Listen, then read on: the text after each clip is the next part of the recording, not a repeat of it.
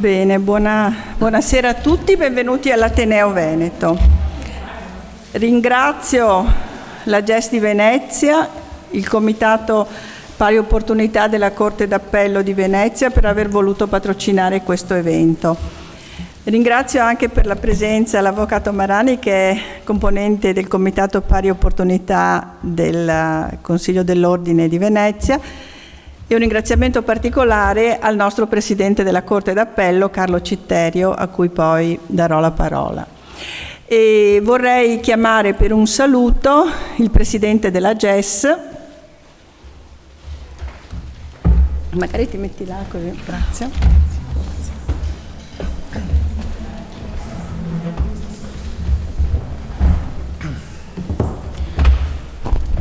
Buongiorno a tutti, grazie ad Antonella Magaraggia per la parola.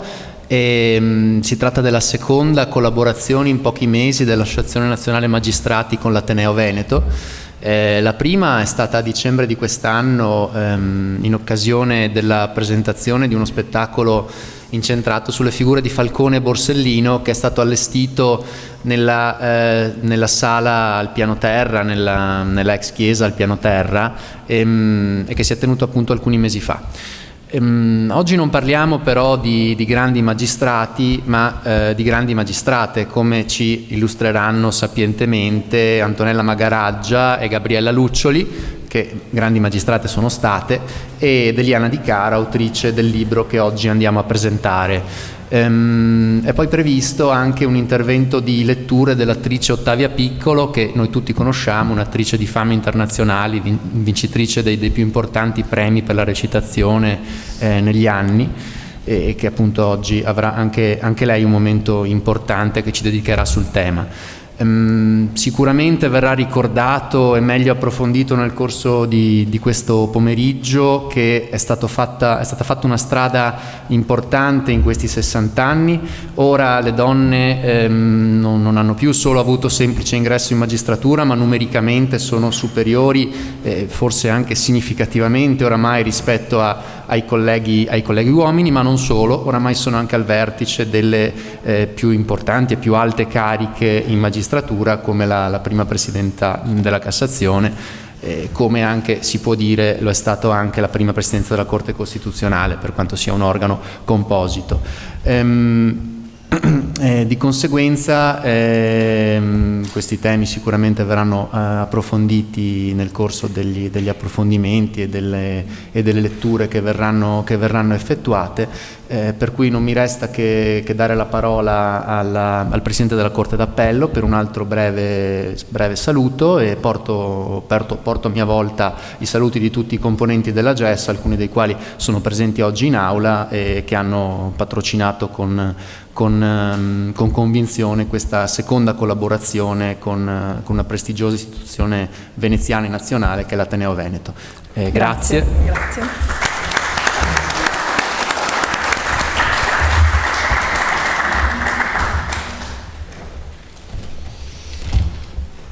Un saluto a tutti, un saluto particolarissimo a Gabriella Luccioli, che per me ha sempre rappresentato, per me e per tanti, ha sempre rappresentato un modello a cui guardare quando si hanno dei dubbi su come esercitare la funzione giudiziaria e si trovano delle difficoltà a proseguire nel proprio impegno per le condizioni in cui spesso ci troviamo a lavorare. Io da anni ho la prassi di regalare alle tirocinanti, che ormai, ahimè, dopo la previsione della possibilità di fare il concorso subito dopo con il solo titolo di laurea, soluzione che per me è comunque positiva, stanno scomparendo dagli uffici giudiziari. Ma ho sempre avuto la prassi di regalare loro il saggio Diario di una giudice di Gabriella, perché insomma è un libro straordinario. Leggerò con grandissima attenzione questo libro e due sole battute. Allora, la prima che io è da anni che sto dicendo ai colleghi Maschietti che la tematica delle quote è bene sostenerla perché tra non moltissimo riguarderà la nostra sorte, visti i numeri sia in assoluto sia degli ultimi concorsi. Resistono ancora nei vertici, la prevalenza resiste dei Maschietti, ma la prima presidenza della Corte di Cassazione, la bravissima Margherita Cassano, è un segno importante che le cose cambiano. Non so se dico una stupidaggine, ma mi ha sempre colpito il fatto che nella magistratura, come in parte anche nell'avvocatura, mi è parso di cogliere una resistenza, se non un rifiuto, una difficoltà a porsi il tema se esiste una specificità femminile nell'esercizio della giurisdizione, quasi che questo fosse un tema che sminuiva l'essere donna nell'esercizio della funzione. Pensiamo anche all'annoso e irrisolvibile problema del maschile e del femminile nell'uso dei termini anche nel nostro mondo.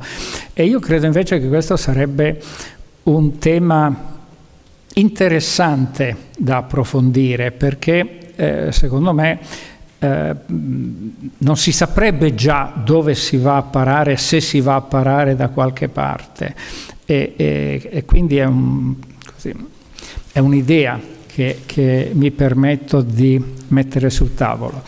Un saluto ancora a tutti, sono qui anche in rappresentanza degli altri magistrati della Corte, anche se la presenza della Corte oggi è nutritissima. E quindi buon lavoro e ascolterò con grandissima attenzione. Grazie.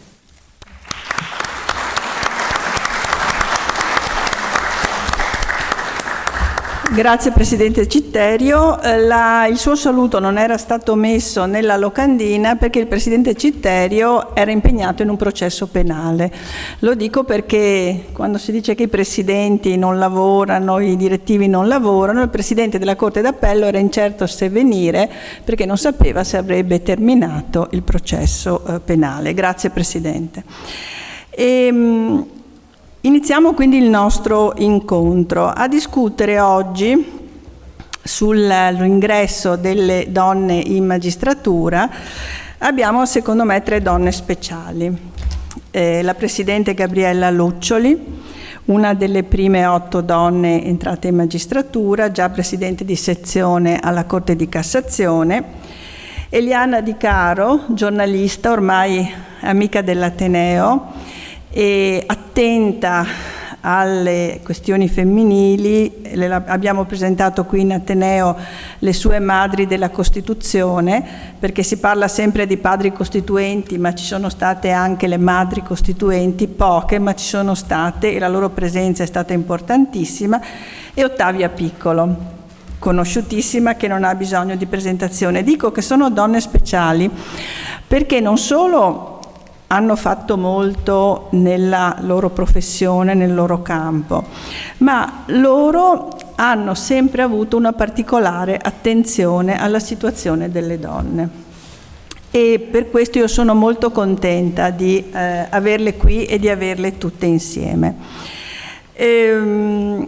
Io mi limiterò a fare un inquadramento storico di quello che è accaduto prima dell'entrata in vigore della legge del 1963, perché devo dire che a molti di noi, anche a me stessa, alcuni passaggi non erano noti, ed è molto importante capire qual era la situazione, qual è stata la storia, qual è stata l'evoluzione.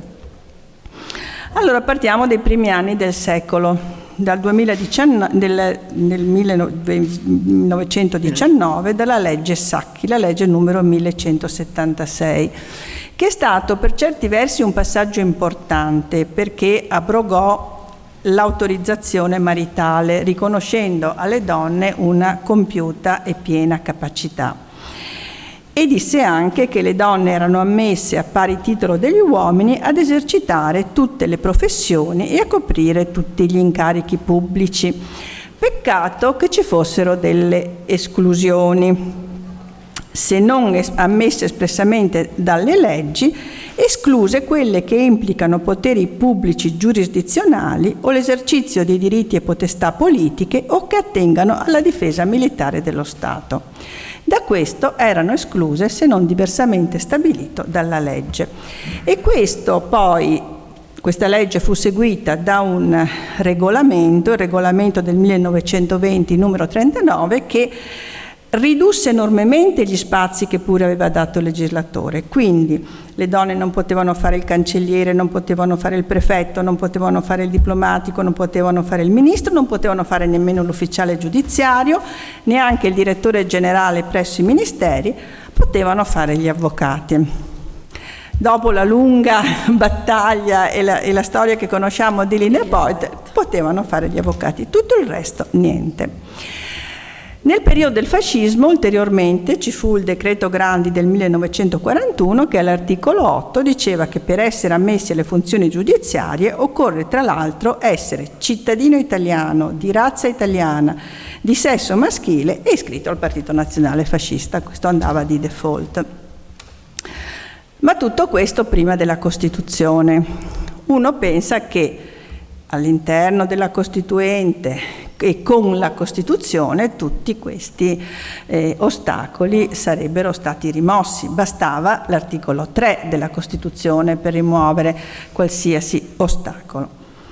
E invece non è stato così. Io devo dire che è stato francamente triste leggere questi atti dei nostri padri costituenti, che per certi versi e per moltissimi versi sono stati illuminati e molto oltre anche al periodo in cui la Costituzione è stata redatta, ma in questo campo veramente si è registrato una, direi proprio, arretratezza culturale spaventosa.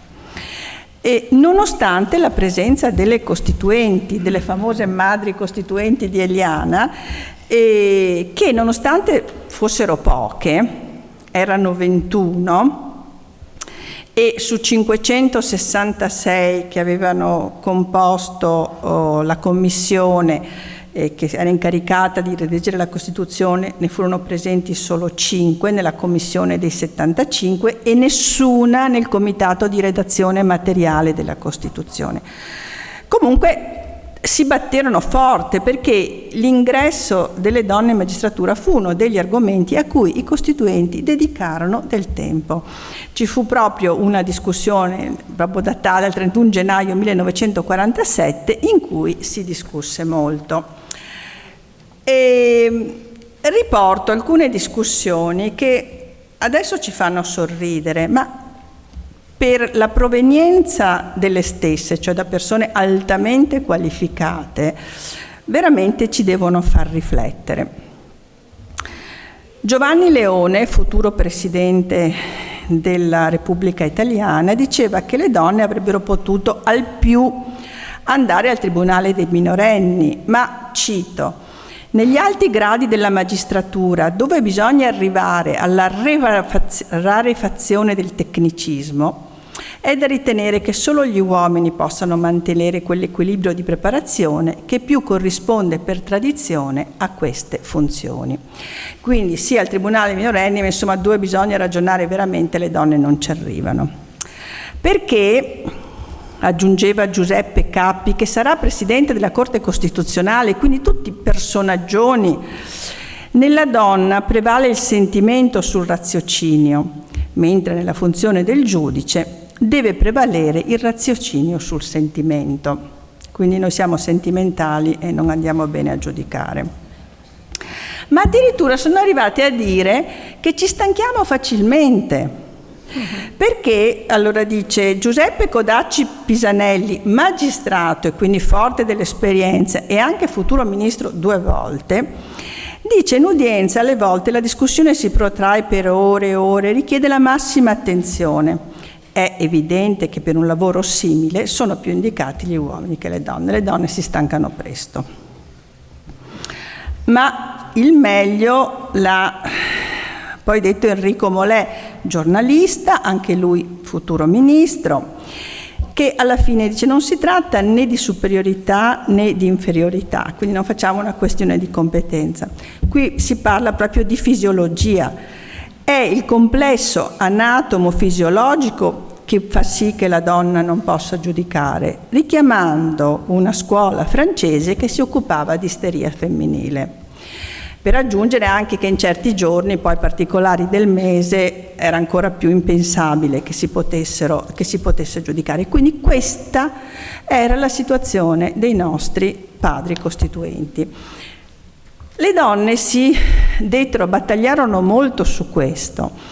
Intanto fecero accogliere un emendamento che diceva che avrebbero potuto essere ammesse anche le donne secondo i requisiti della legge, che era già un piccolo passo avanti rispetto alla formulazione che era stata proposta. Ma poi Teresa Mattei e Maddalena Rossi, 2 senatrici comuniste, proprio si buttarono, cercarono proprio di strappare una vittoria e proposero un emendamento secco: le donne hanno il diritto di accesso a tutti gli ordini e gradi della magistratura.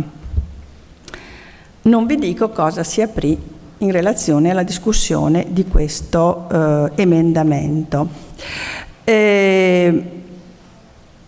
Bettiol, che tutti noi conosciamo, esimio professore dell'Università di Padova, grande avvocato, disse: San Paolo diceva: tacciano le donne nella Chiesa.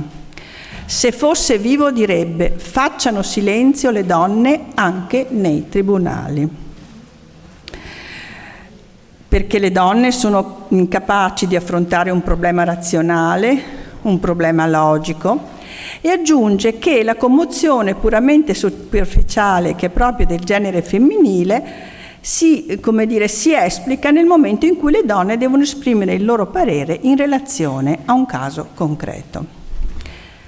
Seguito poi da altri interventi, venne richiesto il voto palese, cioè che si dimostrasse chi era d'accordo o chi non era d'accordo. Ovviamente votando questa decisione sul voto palese o meno, prevalse chi voleva il voto segreto e l'emendamento non fu accolto. Insomma, alla fine si ritenne che bastasse, ed è una soluzione di compromesso, l'attuale articolo 51 della Costituzione, che dice: tutti i cittadini dell'uno e dell'altro sesso possono accedere agli uffici pubblici e alle cariche elettive in condizioni di uguaglianza secondo i requisiti della legge. Peccato che i requisiti della legge fossero quelli della legge del 19, che impediva alle donne, e anche il decreto Grandi, che se per la parte relativa all'iscrizione del Partito Nazionale Fascista e per il riferimento alla razza italiana poteva dirsi superato con la caduta del fascismo, non poteva ritenersi superato per quanto riguarda il fatto che dovessero essere maschi quelli che accedevano alle cariche giudiziarie. Insomma, la scelta dei padri costituenti è stata una scelta al ribasso, una scelta di compromesso. Sostanzialmente, e lo dice bene Gabriella Luccioli in un articolo che io ho letto, è stata una formulazione di compromesso che lasciava agli interpreti tutte e 2 le vie. Le vie di chi diceva no, non possono accedere perché l'articolo 37 primo comma dice che le donne sono ammesse al pari degli uomini, devono avere le stesse condizioni di lavoro, ma deve essere salvaguardata l'adempimento dell'essenziale funzione di madre, di moglie, eccetera. Quindi su questo si basavano per dire vabbè, se deve prevalere quella, evidentemente non possono fare il magistrato, che è incompatibile. o addirittura facevano riferimento al 97 primo comma, cioè al buon andamento della pubblica amministrazione. E le donne non avrebbero garantito un buon andamento della pubblica amministrazione. Altri invece avrebbero potuto dire benissimo, c'è l'articolo 51, siamo pari e quindi non c'è nessuna distinzione tra l'uno e l'altro. Quindi padri costituenti abbastanza, come dire, deboli su questo argomento. Ma dopo non è che sia molto migliorato. Quando nel 1955 l'allora ministro della giustizia Aldo Moro presenta un disegno di legge per includere le donne perlomeno nelle corti d'assise e perlomeno nei collegi del Tribunale per i minorenni, si riapre la discussione. Ma alla fine si arriva alla legge, quindi c'è la legge del 56, la 1441, che ammette questa possibilità. Quindi questo è un primo spiraglio che si apre di presenza delle donne. Ma c'era la legge, eppure qualcuno, futuro presidente onorario della Corte di Cassazione, Eutimio Ranelletti, scrive questo. Dopo aver detto tutte quelle che erano le caratteristiche che doveva avere un buon magistrato, la serietà, la competenza, eccetera, dice elementi tutti che mancano nella donna, che in generale è fatua, è leggera, è superficiale, emotiva, passionale, impulsiva, testardetta anziché no, approssimativa sempre, negata quasi sempre alla logica, dominata dal pietismo, che non è la pietà, e quindi inadatta a valutare obiettivamente, serenamente, saggiamente, nella loro giusta portata, i delitti e i delinquenti. La donna studentessa della facoltà di giurisprudenza ripete quasi sempre a memoria, incapace di penetrare l'essenza della norma o dell'istituto giuridico su cui è interrogata. Già il fatto che fra le tante professioni o mestieri la donna voglia scegliere e chieda proprio quella del giudice dimostra quanta poco dimestichezza la donna abbia con la logica. E quindi questo siamo nel 1965-67. Però arriva, e qui termino, arriva finalmente la pronuncia della Corte Costituzionale numero 33 del 1960 che dichiara l'illegittimità costituzionale della norma del 19 e quindi è aperta la porta, però siccome aveva una portata limitata questa pronuncia della Corte Costituzionale si deve arrivare a una legge e quindi arriviamo alla legge numero 66 del 63. In maggio del 63 viene indetto il primo concorso e con DM del 5 aprile 1965 entrano le 8 magistrate. Ma come ha ricordato sempre Gabriella Luccioli, eravamo in ritardo, eravamo a 3 anni dalla sentenza della Consulta, a 15 anni dall'entrata in vigore della Costituzione e nel frattempo si erano svolti 16 concorsi ed erano entrate oltre 3.000 vincitori maschi. Quindi anche dopo la Costituzione ci è voluto del tempo perché le donne potessero avere accesso alla magistratura. Qui finisco la mia, come dire, piccola introduzione che ha portato a questo famoso anno. E allora adesso la parola va alla Presidente Luccioli e a Eliana Di Caro. E a loro faccio queste domande, queste prime domande. Alla Presidente Luccioli, come ti è maturata l'idea di fare questo concorso? Come sono stati i tuoi primi anni? Se c'erano state delle discriminazioni dirette o indirette, insomma, come è stato questo primo periodo, ma soprattutto come ti sei sentita quando sei entrata in magistratura, cioè come un panda o insomma che sensazioni hai avuto? La domanda la faccio alla Presidente Luccioli e la domanda invece che poi faccio a Eliana è una domanda da giornalista, perché la stampa si è occupata molto di queste 8 donne E come ha registrato la stampa questa novità molto forte, e visto che tu ti sei occupata di tutte queste 8 magistrate, se hai qualche episodio da ricordare sulle altre 7 di discriminazioni, fatica o insomma di descrizione di questo che è stato il periodo iniziale. Presidente, a te la parola e grazie per essere qui con noi.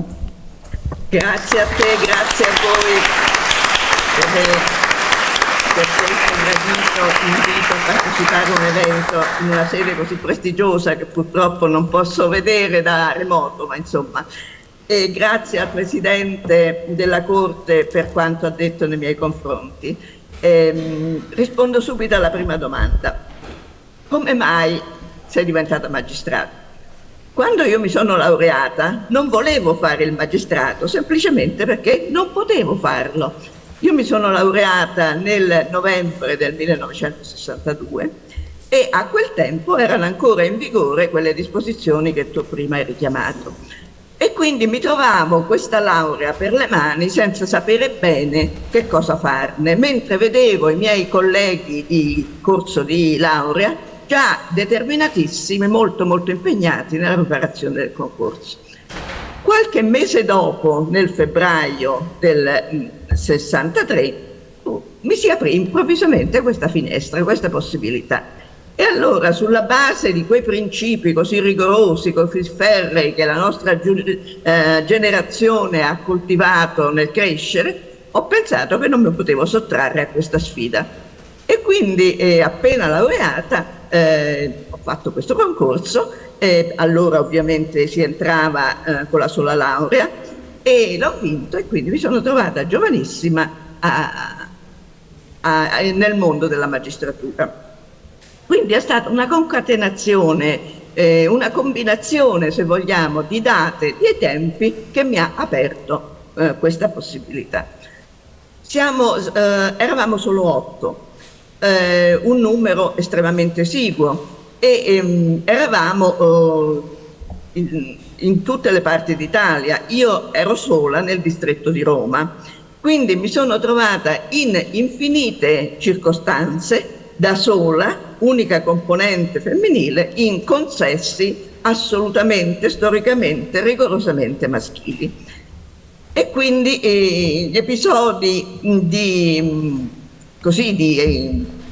non dico di ostilità, ma di diffidenza, di attesa, di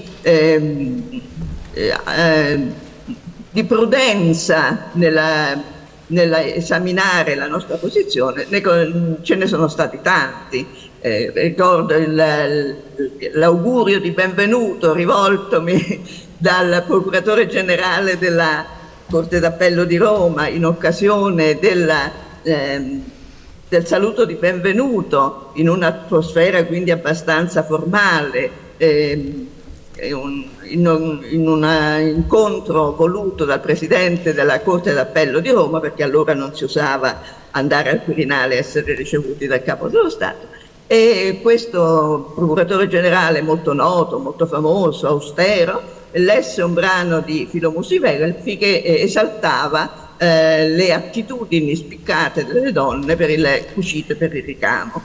E alla fine della lettura di questo lungo brano, mentre tutti noi pensavamo che avrebbe preso le distanze dalle cose appena lette, disse questo dimostra l'errore madornale fatto dal legislatore nel consentire alle donne l'accesso in magistratura. L'unica soluzione per riparare, per rimediare al danno è quello di mandarle tutte al Tribunale per i minorenni. Una conclusione assolutamente impraticabile, tra l'altro, ma poi un atteggiamento assolutamente scortese, no? E io però in quel momento dissi a me stessa che non avrei mai fatto il giudice minorile. E questo impegno l'ho mantenuto per tutto il corso della mia attività giurisdizionale. E poi ci sono stati tanti episodi piccoli, molto piccoli, che ho sempre ricevuto con un sorriso, perché quello che contava per me era altro, era la necessità di farmi apprezzare e di dimostrare che quella famosa ammissione era meritata. E posso ricordare, tanto per alleggerire il discorso, la vicenda di quel collega al Tribunale di Montepulciano, la mia prima sede, che quando tornavamo a Roma in autostrada, ciascuno nella sua macchina non tollerava di essere superato, e appena io lo superavo si precipitava a superarmi a volta. Oppure quando arrivai alla prima sezione civile della Pretura di Roma, la prima sezione era la sezione modello, la sezione che ospitava i magistrati più famosi, più importanti, più stimati, e si occupava di cause del Settecento, procedura civile, cause in materia di diritto d'autore, in materia di brevetti, in materia di diritti della persona. E il titolare della sezione, nel darmi il benvenuto, mi disse: sai, i colleghi sono un po' preoccupati perché hanno paura che tu ti assenti. E io dissi: stai tranquillo che non mi assenterò. O ancora, diversi anni più tardi, il presidente della Corte d'Appello di Roma, quando arrivai in Corte di Appello, mi disse: ho avuto difficoltà ad assegnarti a una sezione perché molti colleghi mi hanno detto che non gradivano che tu venissi assegnata presso di loro perché preferiscono stare da soli. E io non capii bene perché preferissero stare da soli, forse temevano che la presenza di una donna sminuisse la loro autorevolezza, oppure volevano sentirsi più liberi, chi lo sa. Insomma, però il fatto stesso di avermi riferito questo era già un atto di diffidenza e di discriminazione nei miei confronti. Ecco, io non ho subito grosse discriminazioni, tranne queste piccole cose che ho sempre poi recepito con una certa leggerezza, ma quello che ho sentito intorno a me era un'atmosfera di grande attesa, qualche volta diffidenza, qualche volta pregiudizio, qualche volta paternalismo che è del tutto incompatibile con un rapporto paritario. E questo creava in me un'esigenza molto forte, quella di essere all'altezza, come dicevo prima, di costruire un modello di giudice perfetto, che non sbagliasse mai, che fosse sempre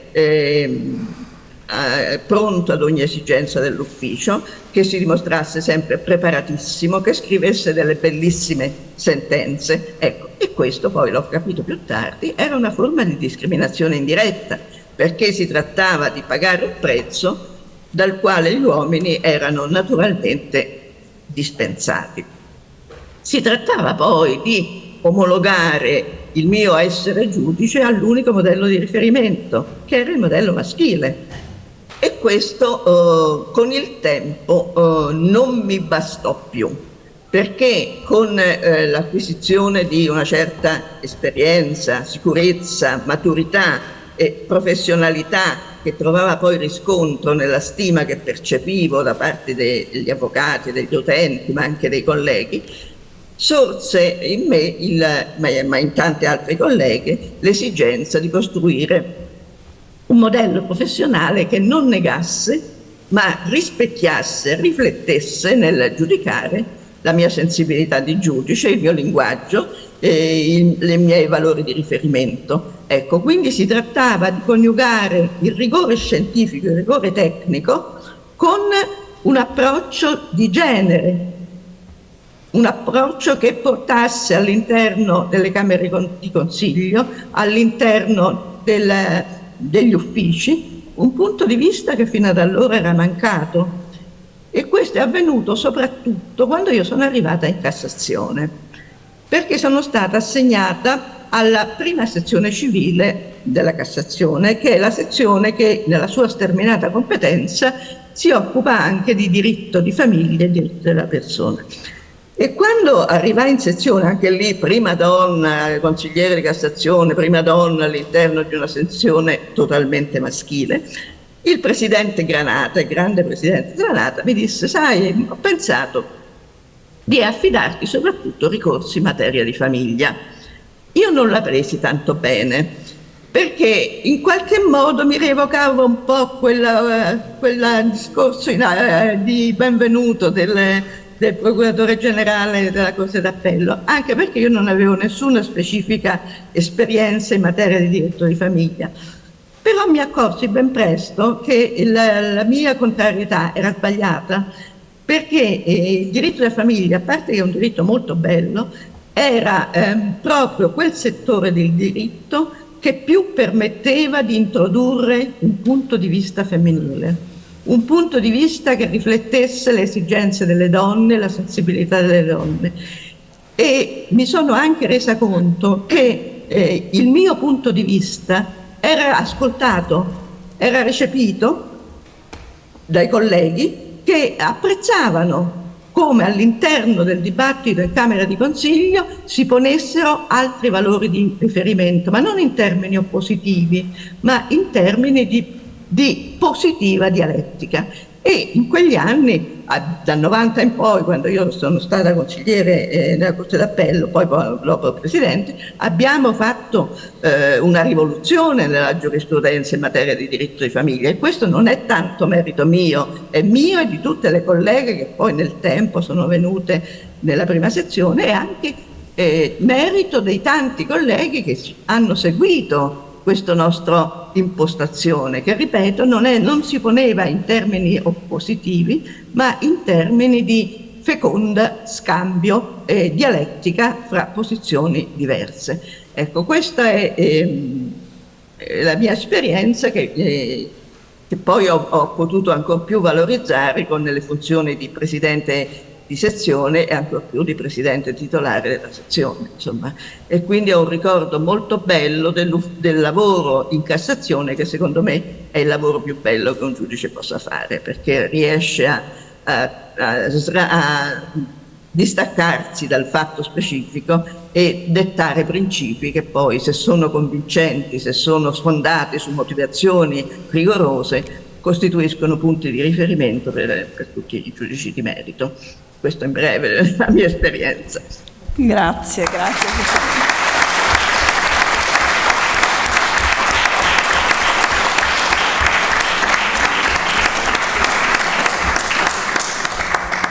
Grazie Presidente, io sono molto contenta che questo evento venga registrato, perché farei ascoltare il tuo intervento alle ragazze che vogliono entrare in magistratura o a chi comunque vuole cimentarsi in questo mestiere.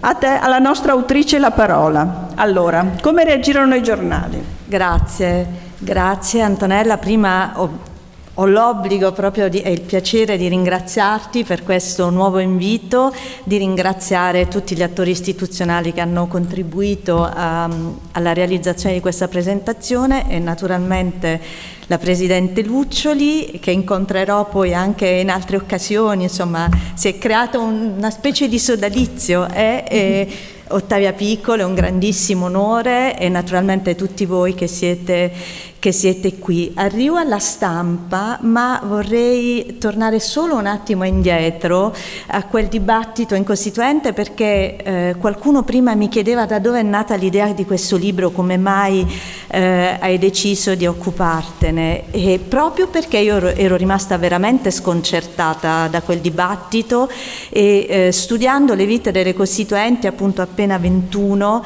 vite appassionanti anche quelle, tormentate, grandissime donne anche quelle, l'attenzione che avevano rivolto alla magistratura, che pure era un territorio su cui incontrarono le difficoltà che abbiamo sentito, e quindi fu una battaglia che persero purtroppo, però si batterono veramente con ogni mezzo, e questo mi colpì particolarmente. L'episodio che ricordavi tu dell'ultimo emendamento di Teresa Mattei, e qui saluto Sara Muzio, sono molto felice di vedere la nipote di Teresa Mattei che intervenne proprio all'Ateneo per le Madri della Costituzione. Dicevo, Teresa Mattei, che era la più giovane della Costituente, Maria Maddalena Rossi, proposero quell'emendamento il 27 novembre del 47, quindi a un mese dalla promulgazione della Costituzione, cioè si impegnarono veramente fino all'ultimo. Poi la Costituzione, sapete meglio di me,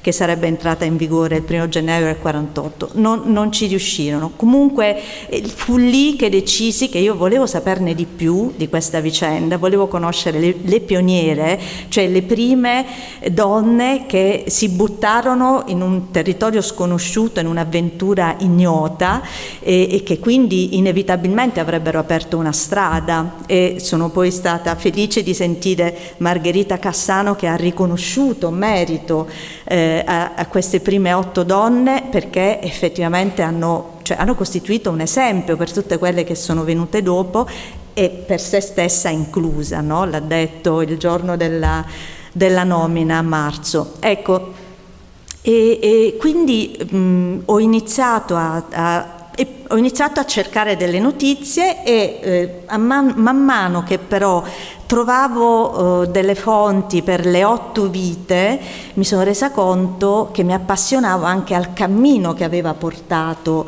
alla promulgazione di quella legge, perché dà conto di tutta la fatica, l'arretratezza culturale e insomma la scarsa modernità di un paese che pure aveva fatto una lotta per la democrazia, era diventato una repubblica, si era dato una carta costituzionale e aveva affermato il principio di uguaglianza, eppure ancora negli anni 60, cosa che tuttora mi sembra abbastanza irreale, vietava la partecipazione a un concorso pubblico alle donne fino al 63.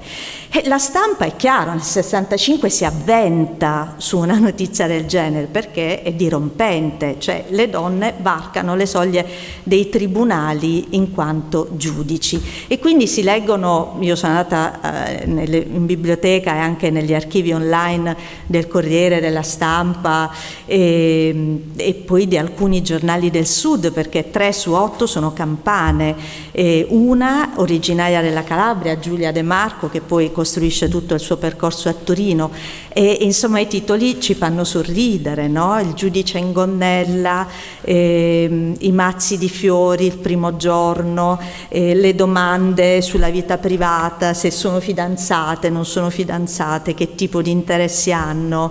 Nel caso della Di Martino mi ha fatto particolarmente sorridere. Dicono ama la letteratura moderna e legge molto, se non avrà l'incarico a Napoli non ne farà un dramma, alla patente, si sottolinea. Non solo, un'auto straniera, puntini puntini, ecco, questo ci dà il senso di che cos'era l'Italia nel 65.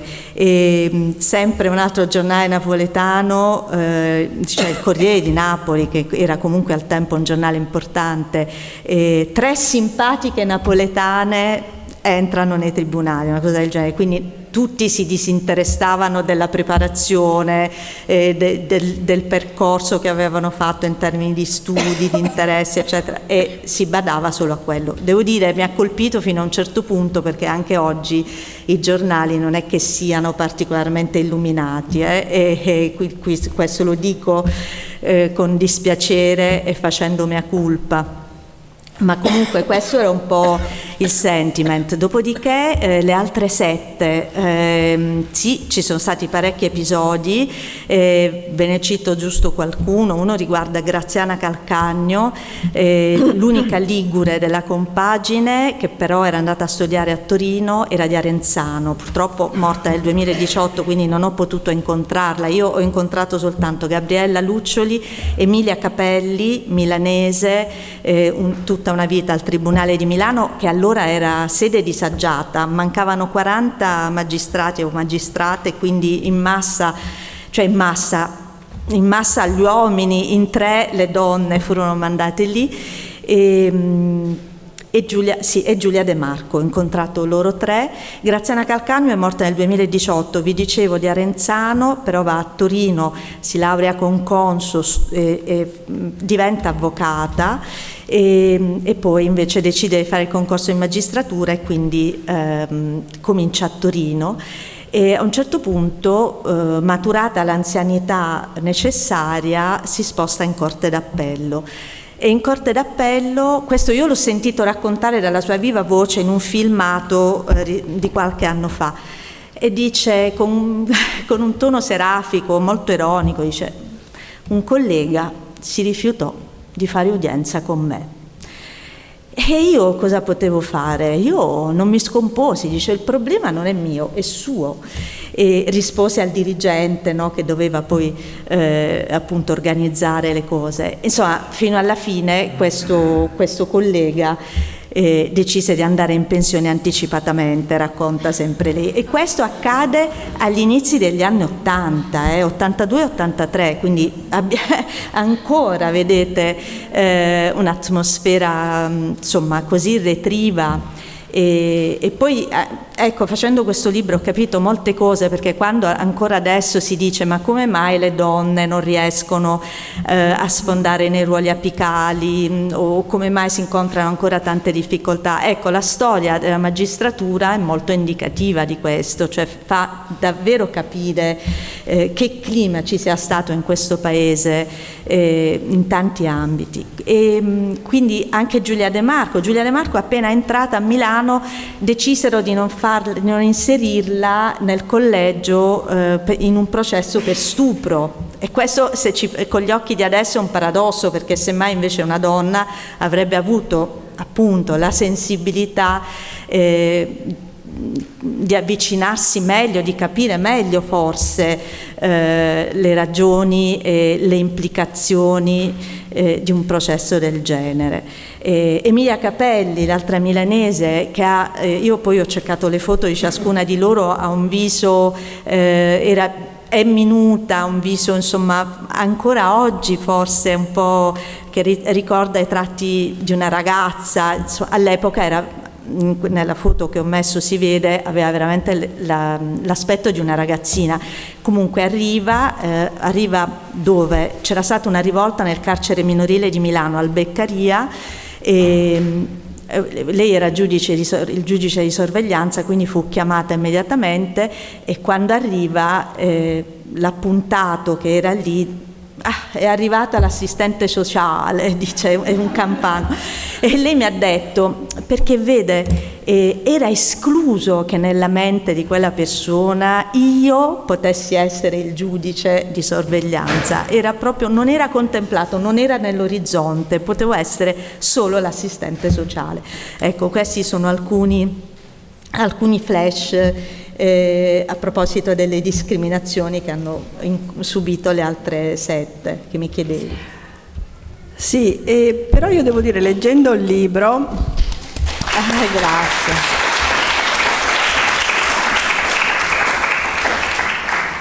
Come anche ha detto la Presidente Luccioli, o queste donne erano così forti per cui queste cose scivolavano, o si rendevano conto che erano delle idiozie, oppure erano anche consapevoli del contesto in cui si viveva, perché nel 65 c'era ancora la subalternità delle donne al capofamiglia, eravamo ancora ben lontani dal nuovo rito,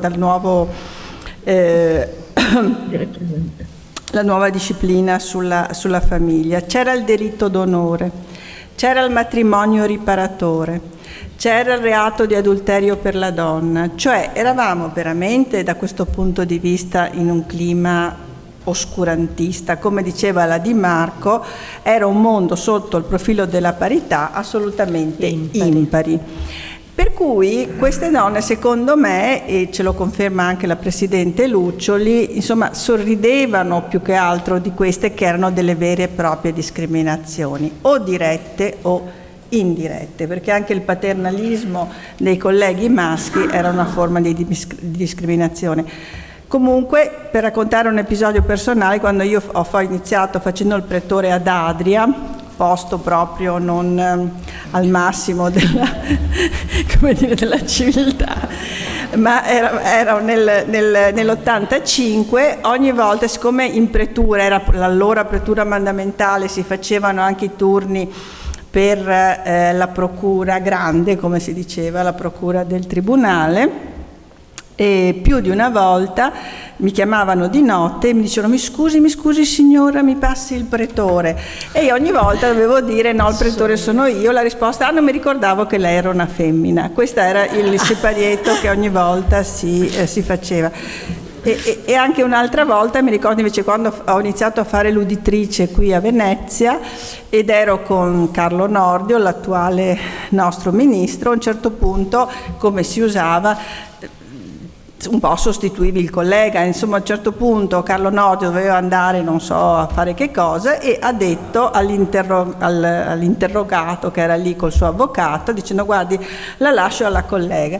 E questo, pescatore di Chioggia, anche questo non evidentemente grande cultura, disse chi sea sta qua, mi no parlo con sta qua, con l'avvocato che gli dava di rispondere per dire parli, alla fine insomma si è deciso e poi ha parlato, ed eravamo nell'87, quindi insomma anche abbastanza di recente. Presidente Luccioli, la nostra però è stata una storia di riscatto, la diciamo questa. Dall'87 per la prima volta le vincitrici hanno superato i vincitori del concorso, il trend è stato altalenante fino al 96 e dal 96 le magistrate che entrano superano i magistrati. Da una statistica del CSM del 29 febbraio del 20, le magistrate erano 5.308, i magistrati 4.479. Quando e come sono cambiate le cose? E secondo te perché sono cambiate? Non solo sono cambiate, di fatto però non sono cambiate per quanto riguarda posti direttivi. Sappiamo quali sono le percentuali di donne nei posti direttivi, non le sto a leggere, soprattutto i direttivi requirenti. E il problema ancora non risolto, secondo me, della maternità, perché la vera parità tra magistrate e magistrati secondo me si avrà quando una collega andrà dal presidente del tribunale e non verrà con la faccia triste a dire presidente devo dirti una cosa, ma verrà con la faccia allegra come deve essere e a dire che aspetta un figlio. Dunque, qui si sta verificando una progressiva e inarrestabile femminilizzazione della magistratura. Siamo passati gradualmente ma inesorabilmente da percentuali bassissime per i primi anni, tutto forse il 1970, percentuali bassissime, le donne non hanno superato il 10% in questi 10-15 anni, e poi gradualmente 20%, 30, 40, 50 e adesso siamo, le donne vincitrici superano il 60% nei concorsi. Questo ha comportato che in totale ormai siamo al 56% di donne rispetto al 44% degli uomini.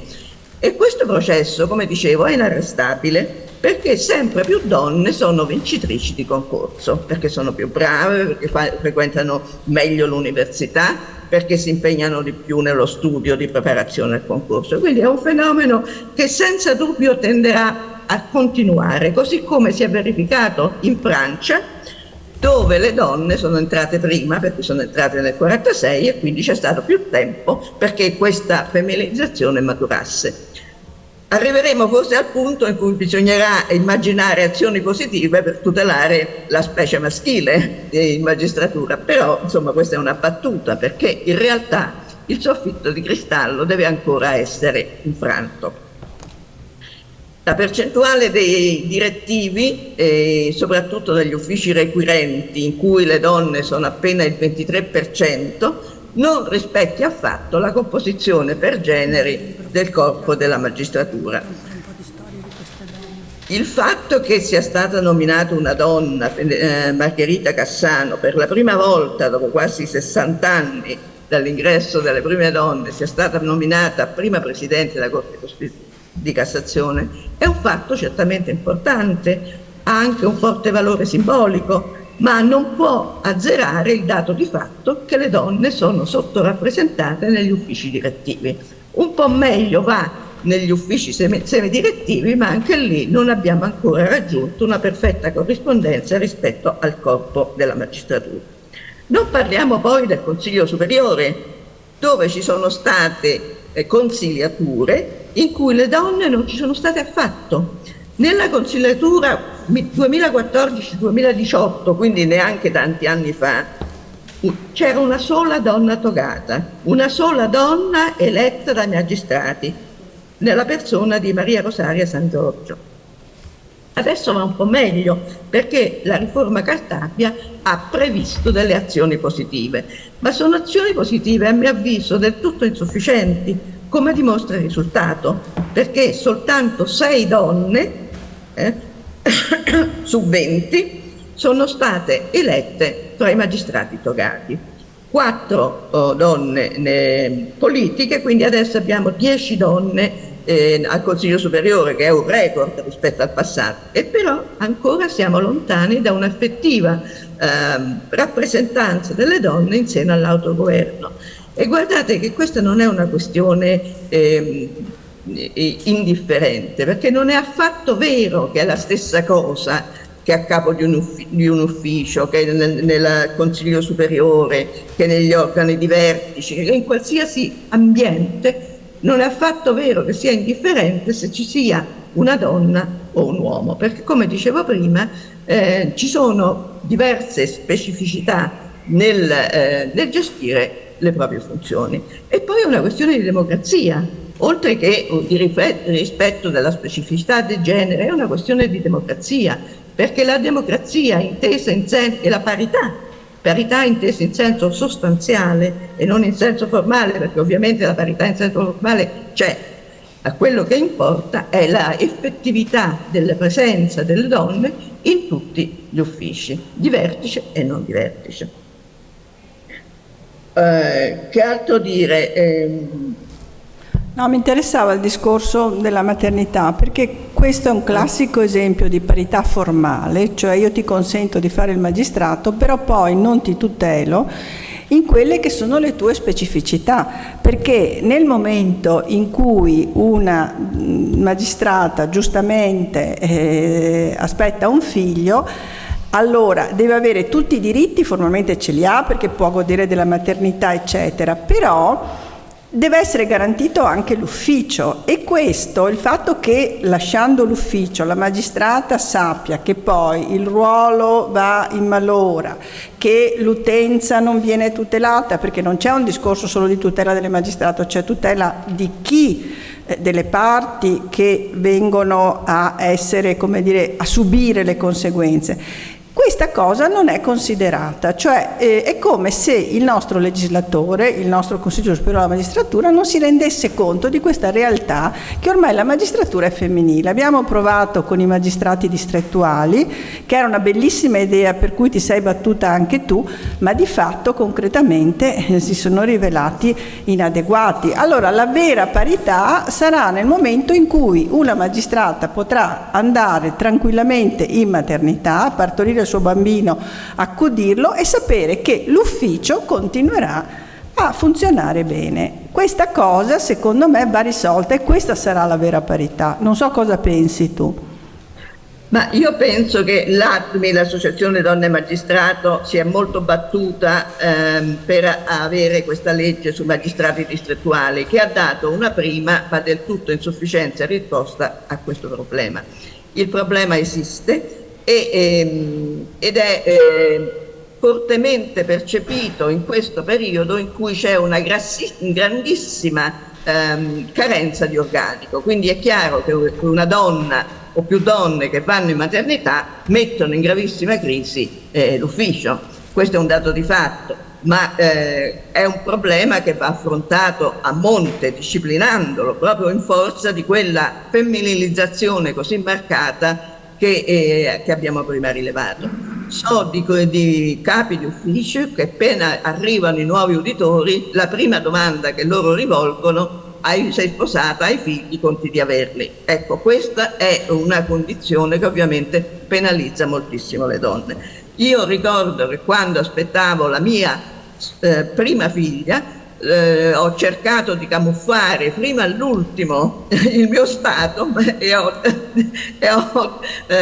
confessato che aspettavo un figlio soltanto quando la cosa ormai era evidentissima e dovevo ormai entrare in maternità. Quindi sicuramente è un problema serio che deve essere affrontato anche attraverso politiche poi di welfare, anche attraverso un'equa distribuzione del carico familiare tra padri e madri, congedi per maternità e congedi per paternità nella stessa misura. Insomma, sono tutte misure che devono essere assolutamente affrontate e risolte con uno spirito di concretezza, perché poi c'è il grossissimo problema della prima sede, perché molte volte le donne, le giovani magistrate, poi adesso era ancora più evidente il fatto perché si entrava in magistratura più tardi, no? Quindi adesso 32 anni era l'età media di entrata prima della riforma Cartabia, che ha ripristinato l'accesso subito dopo la laurea, e quindi entrando in magistratura in un'età in cui già spesso si ha una famiglia e spesso anche dei figli, si creano dei problemi enormi nella scelta della prima sede, e quindi ci sono realtà di cui non si sa nulla perché nessuno ne parla,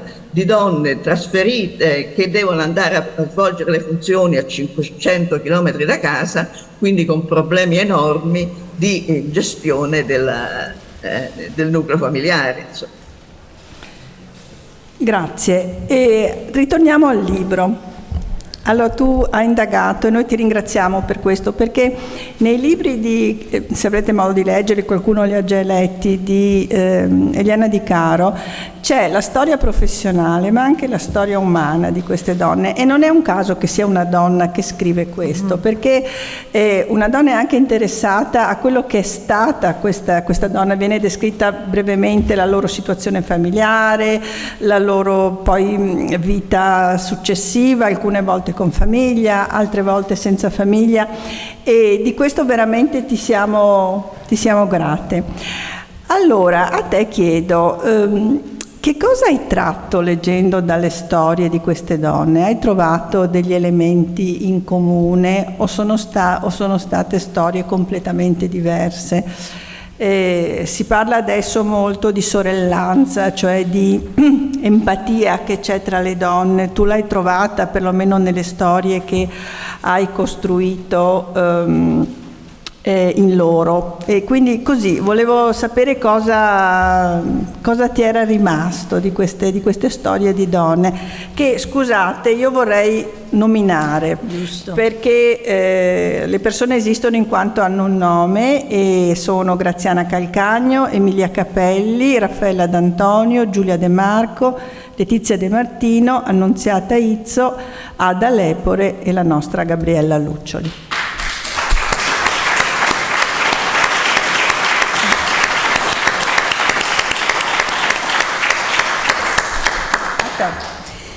Allora sì, ci sono dei tratti in comune tra di loro, sicuramente arrivavano da famiglie che davano la giusta importanza allo studio, che avevano a cuore il fatto che le loro figlie studiassero, si laureassero, perché si rendevano conto che solo attraverso lo studio c'è una vera emancipazione e la possibilità di crescere, e questo in effetti lo si vede sia appunto per la Presidente, perché insomma anche se si attendevano che studiasse lettere, mi ha raccontato, però insomma erano appunto persone consapevoli e consapevoli di questo valore, e così anche Giulia De Marco, così anche Emilia Capelli. Emilia Capelli era la nipote del primo sindaco socialista di Milano, Emilio Caldara, di cui lei porta il nome, e la mamma è Maria Caldara, un'avvocata al tempo, immaginiamoci, che era un vero e proprio punto di riferimento, quindi anche l'assorbimento dei valori socialisti, di democrazia, eccetera. Però ecco, invece dal punto di vista della cultura politica o come dire dell'approccio culturale e sociale non c'è necessariamente omogeneità, perché per esempio Giulia De Marco arrivava da una famiglia più moderata, la mamma era democristiana in Calabria, e non so, Letizia De Martino invece aveva un papà che era un ex fascista, che poi insomma la famiglia, in realtà i genitori si sono separati, però per dire c'è molta diversità da questo punto di vista. E sicuramente tutte quante loro, per quello che ho capito, sia parlando di persona sia appunto con le figlie, i figli, avevano a cuore l'indipendenza economica, avevano chiaro questo obiettivo, tant'è che alcune già insegnavano, per esempio, sappiamo che con la laurea in giurisprudenza si accedeva all'insegnamento in lingua straniera, altre erano già avvocate, però ecco, appena è arrivata la notizia dell'accesso del concorso, hanno partecipato. E altra cosa, naturalmente erano tutte consapevoli di doversi misurare con un ambiente difficile, con la diffidenza, con il pregiudizio. Per esempio mi ha colpito che Giulia De Marco, che è di Cosenza, mi ha raccontato che il papà le disse: d'accordo, fai pure questo concorso, perché volevano che facesse la notaia, mi pare che mi abbia detto, insomma, fai pure questo concorso, però non rimanere in Calabria, questo è il patto che dobbiamo fare, perché in Calabria non avresti la possibilità di svolgere serenamente il tuo lavoro e quindi è meglio che tu vada in una grande città. E in effetti poi lei è stata prima a Milano e poi a Torino. Insomma, quindi ciascuna ha sicuramente una storia particolare e devo dire è un lavoro che mi ha arricchito molto, anche parlando con le figlie e i figli, che sono stati molto felici che qualcuno desse importanza alla storia materna, perché come dicevamo queste figure sono del tutto dimenticate e proprio la storia delle magistrate, dell'accesso alle donne è dimenticata in Italia, cioè non è un aspetto che è nella memoria pubblica, non c'è nella storia delle donne questo passaggio, invece è un passaggio importante perché, come dicevamo, ci dice molto, no, della dimensione democratica italiana. E quindi molto orgoglio per il fatto che qualcuno si avvicinasse alla storia delle madri, e ci sono delle storie drammatiche, per esempio la storia di Ada Lepore mi ha colpito moltissimo. Lei di Benevento, bravissima, arrivò quarta a livello nazionale in graduatoria su 186, Letizia De Martino, la magistrata che in copertina, arrivò seconda a livello nazionale. E Ada Lepore purtroppo, per esempio, morì a 45 anni per un caso di mala sanità, fu vittima della mala sanità campana. Lei stava subendo un intervento chirurgico in anestesia totale in una clinica privata e a un certo punto andò in arresto cardiaco, ma l'anestesista non era presente nella sala operatoria perché era in un'altra sala operatoria. Si divideva le sale, insomma, per 8 minuti durò questo arresto cardiaco, ovviamente poi non ci fu nulla da fare.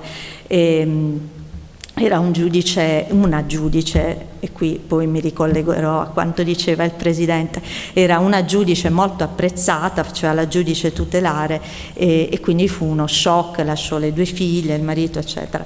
E anche nel caso, ecco, per ciascuna di loro ho cercato di raccontare un caso chiave, ho delineato comunque un po' tutto il loro percorso, ma cercando i momenti cruciali della loro carriera, è un caso chiave, simbolico, di cui si sono occupate. E per Ada Lepore ho trovato una donna, perché adesso è una cinquantenne, che mi ha detto: io sono stata letteralmente salvata da Ada Lepore, perché lei era una bambina, una figlia di nessuno, un'espressione che non mi piace, ma insomma era stata abbandonata in una di queste ruote dei bambini, no, a Napoli, e quindi poi era stata ricoverata in questa casa, in questo orfanotrofio sostanzialmente, aveva 2 o 3 anni e pativa una depressione infantile forte, non parlava, non riusciva a stare in piedi, si arrotolava sempre i capelli, era una bambina sofferente.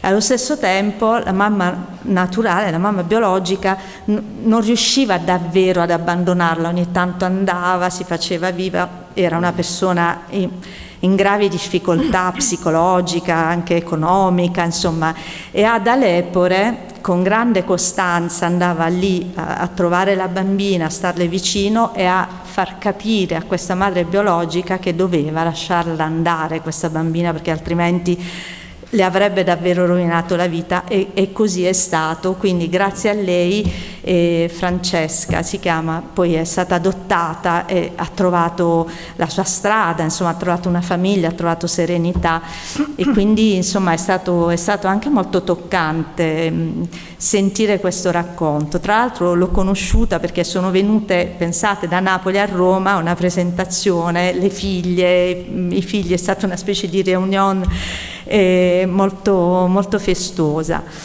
E così io credo che in effetti valga la pena conoscerle, queste donne, anche solo attraverso un racconto, perché sono delle esperienze arricchenti. Sì, è anche molto bello quello che l'hai fatto per i figli. Io lo dico sempre alle giovani colleghe quando sono molto affannate perché lasciano i bambini, perché si sentono in colpa, e ogni volta dico: guardate che i vostri figli saranno orgogliosi di avere delle mamme magistrato. Il mio mi ha fatto sentire in colpa fino all'altro ieri, però poi alla fine insomma è stato contento, Allora, abbiamo detto che le donne praticamente stanno superando gli uomini. Io sono anche convinta di una cosa, che è vero che probabilmente sono più brave, ma è anche riescono a superare, diciamo, i colleghi maschi, perché noi abbiamo un concorso anonimo. Quando le donne vengono valutate solo per la competenza, ce la fanno. Quando entrano altre valutazioni, per esempio lo sappiamo nelle assunzioni private, per cui c'entra l'età, l'aspetto, l'avere figli, non l'avere figli, subentrano altri tipi di valutazione. Quando si valuta solo la competenza, insomma, ce la facciamo. Ma abbiamo detto, lo ha detto anche il Presidente Citterio, che ormai andiamo verso una femminilizzazione, e quindi dovremmo, applicando il principio dell'articolo 3, tutelare i colleghi maschi. E forse arriveremo anche a un momento in cui ci saranno solo femmine.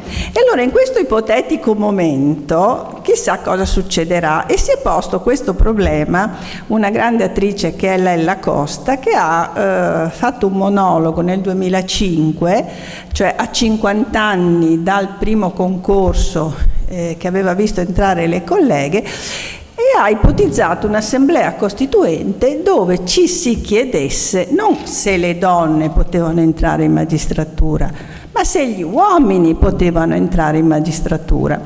E questo monologo lo faccio recitare alla nostra Ottavia Piccolo, che ringrazio.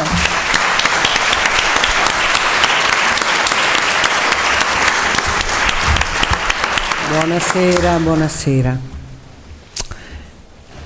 Siamo qui all'Assemblea Costituente dopo giornate laboriose per pronunciarci su una questione assai delicata, ma non più procrastinabile: l'ammissione degli uomini alla magistratura. Sono tanti gli elementi che giocano a sfavore e mi sembra doveroso esaminarli con quella pacatezza di sguardo che ha sempre contraddistinto le donne nel nostro Paese. Ebbene, uno degli elementi al centro del dibattito è la dimostrata scarsa propensione da parte maschile all'autonomia di giudizio.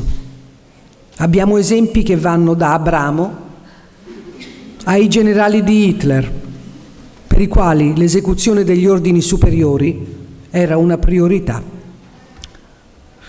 A noi non piace parlarne, ma è innegabile la limitatezza biologica, l'inadeguatezza fisiologica. Basti pensare alla scarsissima resistenza al dolore fisico, alla tendenza a drammatizzare il sintomo. Ripeto, lungi da noi chiamare in causa questioni biologiche, ma come non tener conto del fatto che una banale emicrania maschile porta a un'incapacità di concentrazione su qualsivoglia tipo di lavoro. Per non parlare dell'eccessivo spirito di parte che spesso obnubila la capacità di giudizio di chi dovrebbe fare il giudice, ma non riesce a vincere se stesso in manifestazioni primordiali, puerili, come il tifo calcistico. Uomini che perdono ogni forma di ragionevolezza. Vorrei far notare che l'idea di non concedere l'accesso agli uomini a tutti gli ordini e gradi della magistratura ci sta. Dato oggettivo di una preparazione generalmente inferiore e inadeguata, visto che in qualunque concorso pubblico le prime, seconde e terze posizioni sono delle donne, poi faticosamente arrivano anche loro. E come non citare la manifesta incapacità di conciliare vita lavorativa e vita privata? Gli uomini sono sufficientemente bravi a fare una cosa alla volta. Se li si distrae da questo compito, immediatamente si perdono, si smarriscono. Ad esempio, l'inabilità a occuparsi della lavatrice senza l'ennesima reiterata spiegazione. Ne va trascurata la speciosa tendenza a perdere tempo, che è tempo pubblico. Quanti pranzi e cene di cosiddetto lavoro, quanti viaggi di lavoro inutili a fronte di una gestione femminile capace di economizzare il tempo e rendere più piacevoli anche le ore di lavoro. E la preoccupante contiguità di genere con la stragrande maggioranza degli imputati nella stragrande maggioranza dei reati. D'altra parte è innegabile: reato è sostantivo maschile e giustizia è femminile, come libertà, democrazia, come Costituzione. Certo, è un giochino facile, visto che maschile è non solo reato, ma anche potere e crimine. Però sono mezzucci indegni di noi. Ci siamo confrontate su temi importanti e profondi. Non vogliamo essere considerate artefici di discriminazione, di atti che non potrebbero essere tollerati per la nostra concezione di giustizia, che è assai alta, perché la parità di diritti è sancita dalla nostra Carta e quindi ci pare giusto, se è vero che tutti i cittadini sono uguali e devono avere pari opportunità, farne conseguire che gli uomini italiani devono poter accedere alla magistratura in ogni ordine e grado. E d'altra parte, gli uomini non hanno forse diritto di voto? Non siedono in questo Parlamento? Certo, a molte di noi tremano le vene ai polsi a ipotizzare uno scenario di pura fantasia. A questo davvero non si può arrivare, in cui fossero degli uomini a legiferare su alcune materie come il diritto di famiglia o addirittura la procreazione.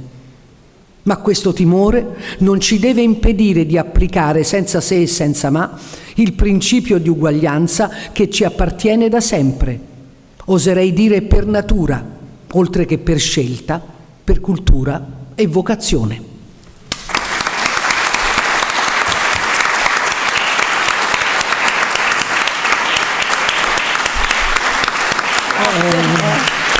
Non è merito mio, lei la Costa, che condivido parola per parola, naturalmente. Grazie Ottavia, che è sempre presente alle nostre attività. Ottavia è una passionaria, ci piace molto per questo, oltre che essere una grande attrice. Grazie, ci proviamo, facciamo il possibile.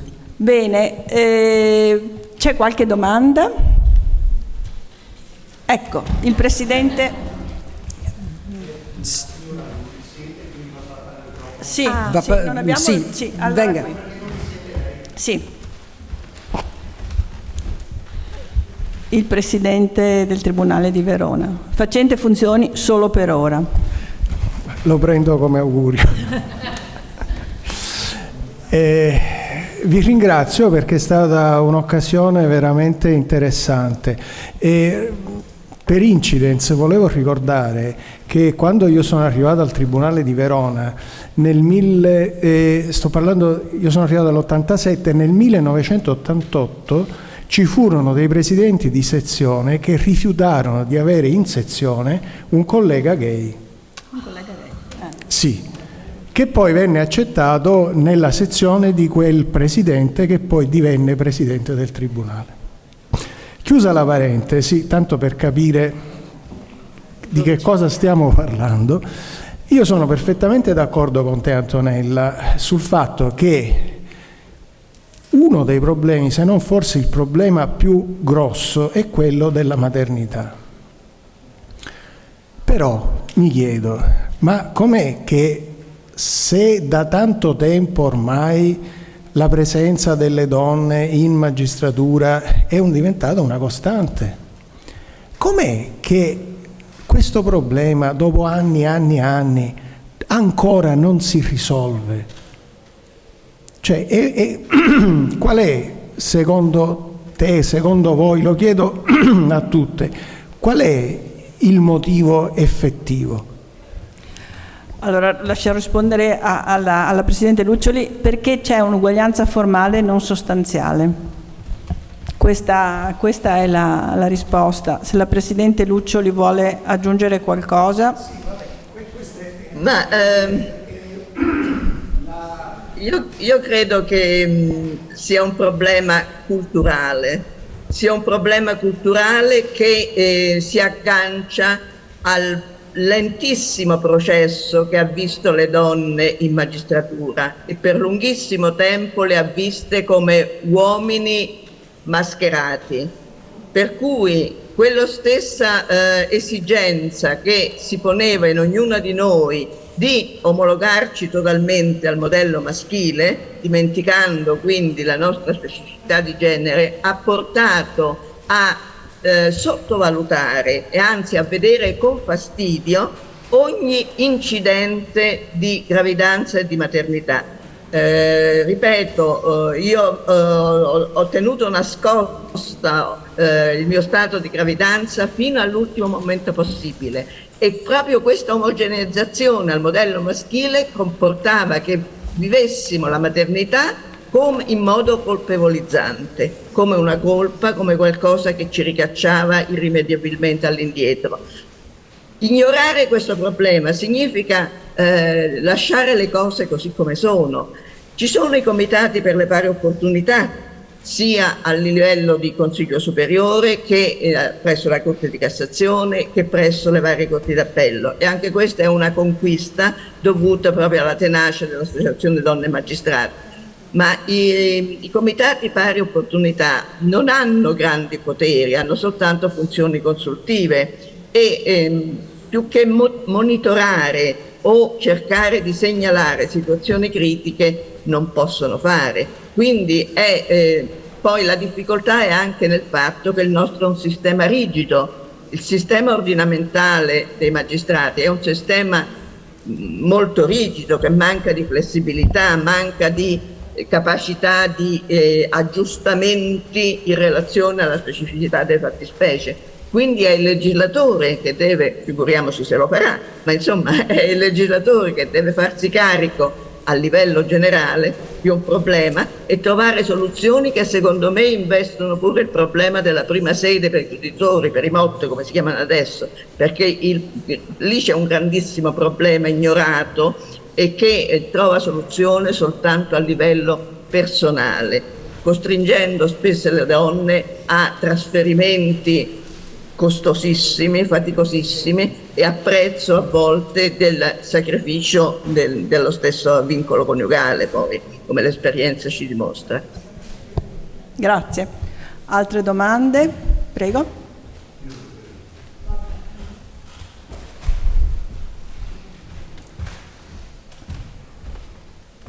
Buonasera e grazie innanzitutto per questo incontro così interessante. Volevo così fare una riflessione. Io sono Elena Iannelli, sono giudice al Tribunale del Riesame di Venezia e sono entrata in magistratura con decreto del 2021, quindi sono fresca di nomina. Volevo così fare una riflessione. Ho notato che c'è sempre, ancora oggi io vedo tra le mie colleghe, una grande difficoltà nel firmare i provvedimenti come la giudice. Tutte tutte le colleghe di cui ho letto provvedimenti, compresa la mia presidente di sezione, scrivono il presidente, il giudice. Io ritengo che, questa affermazione delle donne in magistratura poi alla fine passi anche attraverso il linguaggio. Anche io sono di Bari, mi sono confrontata durante il mio periodo di uditorato, cioè di tirocinio, con il mio affidatario, e lui più volte ha liquidato la questione come se fosse appunto un uomo, ovviamente, ma anche con altre donne giudici, come se fosse una questione puramente formalistica. Io invece ritengo che sia necessario rimarcare anche a livello linguistico il fatto che noi siamo giudici donne, appunto, e quindi firmare per esempio la giudice un provvedimento. Volevo chiedere così una riflessione sul tema anche linguistico. Guarda, hai anticipato una domanda che volevo fare, ti ringrazio. Allora, la questione del linguaggio personalmente non mi appassiona, però io so che è importante, perché dietro la forma c'è la sostanza e dietro le parole ci sono le persone. E quindi questa volta rivolgo la domanda a Eliana, che poi con le parole le usa molto da giornalista. Guarda, grazie davvero per questa tua osservazione e mi riallaccio in fondo anche a quello che aveva anticipato il presidente Citterio. Io la risposta ce l'ho proprio nel titolo del libro, Magistrate finalmente.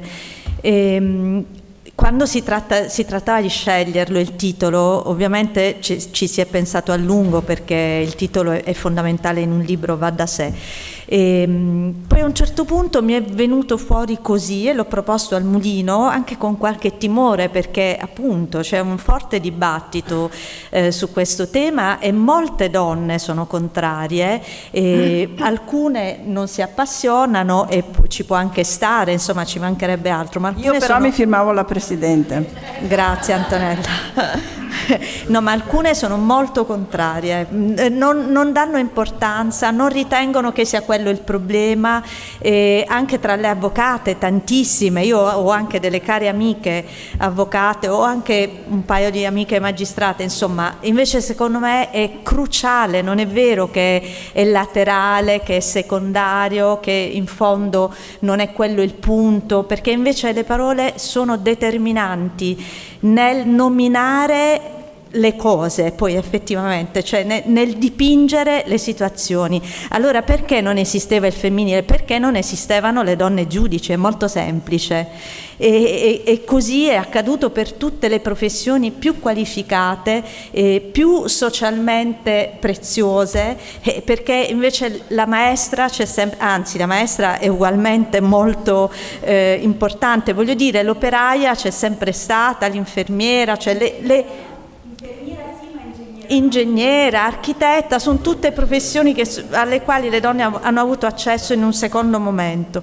E la magistrata tardissimo, lo sappiamo, e questo secondo me ha a che vedere col fatto che per la maternità siamo così in ritardo, perché il ritardo ha origini antiche. Se fino al 63 neanche potevano partecipare al concorso, cioè sono passati 60 anni, se per la prima presidente in Cassazione facciamo 7 pagine di giornale, per quanto è una notizia, ragazzi, una cosa che invece dovrebbe essere normale, e così per la Presidente del Consiglio, e così per la segretaria di un partito, e per le direzioni dei grandi giornali di carta stampata ancora non siamo arrivati. Quindi non c'è da meravigliarsi, io purtroppo lo dico con grande tristezza, e penso che il percorso linguistico vada assolutamente cavalcato, cioè vada sostenuto, e spero che ci sia un'adesione progressiva, perché non è per niente banale, e la Presidente Cassano, che è attenta, si è posta il problema e ha interpellato l'Accademia della Crusca, che, sono molto contenta di dirlo, è stata assolutamente incoraggiante in questo. Le professioni vanno nominate al femminile. Grazie Eliana. Vorrei aggiungere qualcosa a questo proposito. Sì, prego Presidente. Diceva Luce Rigrei che il parlare non è mai neutro. Cecilia Robustelli, che è una nota linguista, dice che dobbiamo rifiutarci ad assumere il maschile come neutro universale. È importantissimo l'uso del linguaggio, anche secondo le indicazioni della Crusca è perfettamente corretto utilizzare ma anche forzare i nomi in modo che rispecchino entrambi i sessi. Io ricordo che c'è stata una collega in Cassazione, Paola Di Nicola, che ha fatto una battaglia per poter firmare le sentenze la consigliera. È stata, a fronte della perplessità del presidente titolare della sezione, è stato coinvolto il Comitato Pari Opportunità della Cassazione, e poi non si capisce che titolo fosse implicato il Comitato Pari Opportunità. Ha scritto una memoria alla prima Presidente, e la prima Presidente, intelligente e sensibile com'è, ha sicuramente accolto la sua richiesta, e Paola Di Nicola adesso si firma la consigliera. E non solo, quando viene data la parola a Paola Di Nicola per fare la relazione in udienza pubblica, il Presidente le si rivolge chiamandola consigliera, ma dall'altra parte del Presidente c'è un'altra collega che decisamente si oppone ad essere chiamata la consigliera, e quindi il Presidente deve distinguere l'uso del suo linguaggio a seconda delle due colleghe di riferimento. Questo per dire che è ancora molto lento il cammino perché le donne capiscano che essere chiamate con la declinazione che è loro propria non è una diminuzione, ma è un segno di rispetto e di valorizzazione del loro essere. Grazie Presidente. Un'ultima domanda, c'è ancora o chiudiamo? Allora, chiudiamo. Grazie Presidente Luccioli, grazie a voi Caro, grazie a tutti voi. Grazie a tutti. Arrivederci, ciao Presidente. Grazie. Ciao, grazie per essere venuto.